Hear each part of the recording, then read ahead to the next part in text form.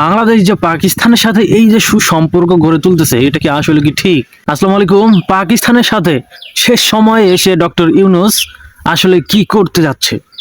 সবচেয়ে বড় ভাবার একটা বিষয় হচ্ছে যে পাকিস্তানের সাথে সুসম্পর্ক গড়ার জন্য কিন্তু আমাদের এই ডক্টর ইউনূস প্রধান উপদেষ্টা কিন্তু অনেক কার্যকলাপ কিন্তু করেছে এবং তিনি কিন্তু এটাতে সফল হয়েছেন। কারণ আমরা কিন্তু এর আগে কখনোই দেখিনি যে পাকিস্তানের সাথে বাংলাদেশের এত সুসম্পর্ক গড়ে উঠেছিল এবং পাকিস্তানের যে মানে প্রথম সারির যে নেতারা ছিল অনেকেই কিন্তু বাংলাদেশ কিন্তু ভিজিট করে গিয়েছে, যেটা ইতিপূর্বে কখনোই কিন্তু এমনটা কিন্তু হয়নি এবং এটি কিন্তু করিয়ে দেখেছে কে?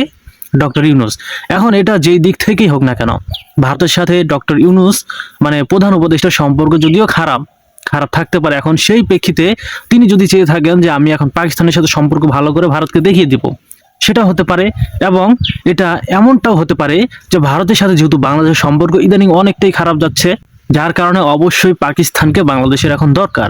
পাকিস্তানের সাথে সুসম্পর্ক করাটা এখন বাংলাদেশের জন্য অনেকটাই জরুরি এবং সেই ভিত্তিতেও কিন্তু প্রধান উপদেষ্টা কিন্তু এই কাজটা কিন্তু করতে পারে। তবে যেটাই হোক না কেন, পাকিস্তানের সাথে ইদানিং কিন্তু বাংলাদেশের সম্পর্ক অনেকটাই কিন্তু ভালো হয়েছে এবং সবচেয়ে এখানে আকর্ষণীয় একটা বিষয় হচ্ছে যে প্রধান উপদেষ্টা অধ্যাপক ডক্টর মোহাম্মদ ইউনূসের সঙ্গে সৌজন্যে সাক্ষাৎ করেছেন বাংলাদেশে নিযুক্ত পাকিস্তানের হাই কমিশনার ইমরান হায়দার। অর্থাৎ পাকিস্তানের যে হাই কমিশন বাংলাদেশে রয়েছে, সেইখানেই হাই কমিশনার মানে পাকিস্তানের হাই কমিশনার দেখা করেছেন প্রধান উপদেষ্টা ডক্টর মোহাম্মদ ইউনূস স্যারের সাথে এবং রাষ্ট্রীয় অতিথি ভবন যমুনায় এই সাক্ষাৎ অনুষ্ঠিত হয় এবং প্রধান উপদেষ্টার উপপ্রেস সচিব আবুল কালাম আজাদ মজুমদার বিষয়টি নিশ্চিত করেছেন এবং সাক্ষাতে দুই দেশের মধ্যে বাণিজ্য, বিনিয়োগ ও বিমান যোগাযোগ এবং সম্প্রসারণের পাশাপাশি সাংস্কৃতিক, শিক্ষামূলক ও চিকিৎসা বিনিময় জোরদারের বিভিন্ন দিক নিয়ে আলোচনা করা হয়েছে। এখন এই যে বিনিয়োগের অনেক কিছু নিয়ে আলোচনা করা হয়েছে, এটা অবশ্যই বাংলাদেশের জন্য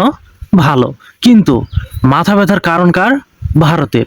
কারণ ভারত কখনোই হয়তো এইভাবে চায় না যে পাকিস্তানের সাথে সম্পর্কটা এরকম হোক। কারণ আমরা এর আগেও দেখেছি যে যখনই পাকিস্তানের সাথে একটু সুসম্পর্ক গড়ে ওঠা শুরু করেছে, তখন কিন্তু ভারতীয় গণমাধ্যমগুলো কিন্তু নানাভাবে এই নিউজগুলোকে বিভ্রান্ত করার চেষ্টা করে, অর্থাৎ ভুলভাবে কিন্তু তারা কিন্তু প্রেজেন্ট করে। তবে বাংলাদেশ যে পাকিস্তানের সাথে এই যে সুসম্পর্ক গড়ে তুলতেছে, এটা কি আসলে কি ঠিক? অবশ্যই ঠিক। কারণ বাংলাদেশের উচিত প্রত্যেকটা রাষ্ট্রে, সেটা পাকিস্তান আর ভারত নেই, প্রত্যেকটা রাষ্ট্রের সাথেই সুসম্পর্ক গড়ে তোলা। কারণ আপনি যদি সুসম্পর্ক গড়ে তোলেন তাহলে অবশ্যই সবার সাথে আপনি ব্যবসা বাণিজ্য করতে পারেন। কিন্তু ইদানিং আমরা যেটা দেখেছি যে ভারতীয় অধিকাংশ মার্কেট একচেটিয়াভাবে কিন্তু বাংলাদেশের বাজারগুলো কিন্তু দখল করেছিল, যেখানে অধিকাংশ পণ্যই কিন্তু ভারতীয় পণ্যগুলোই বাংলাদেশে আসতো। কিন্তু এখন যদি পাকিস্তানের সাথে যদি সুসম্পর্ক হয়, পাকিস্তানের সাথে ব্যবসা বাণিজ্য ভালো হবে, পাকিস্তানের অনেক কিছু বাংলাদেশের বাজারে বিক্রি হবে এবং যেটা এর আগে কখনোই হয়নি যে বাংলাদেশের জিনিসপত্র পাকিস্তানে গিয়ে বিক্রি হচ্ছে, সেটা কিন্তু কখনো হয়নি এবং এটাও হবে যদি সুসম্পর্ক গড়ে ওঠে।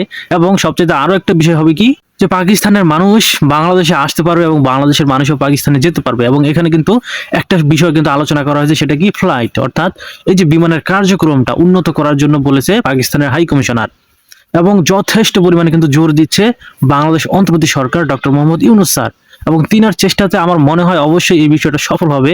এবং আপনাদের মতামত কি, যে আসলে পাকিস্তানের সাথে সম্পর্ক ভালো করাটা কি ভালো হবে নাকি বাংলাদেশের জন্য খারাপ হবে? অবশ্যই আপনাদের মতামত কমেন্টে বলে যেতে ভুলবেন না এবং ভিডিওটি যদি ভালো লাগে অবশ্যই শেয়ার করে দিবেন এবং প্রতিনিয়ত গুরুত্বপূর্ণ আপডেটগুলো পেতে আমার এই চ্যানেলটি সাবস্ক্রাইব করে পাশেই থাকবেন।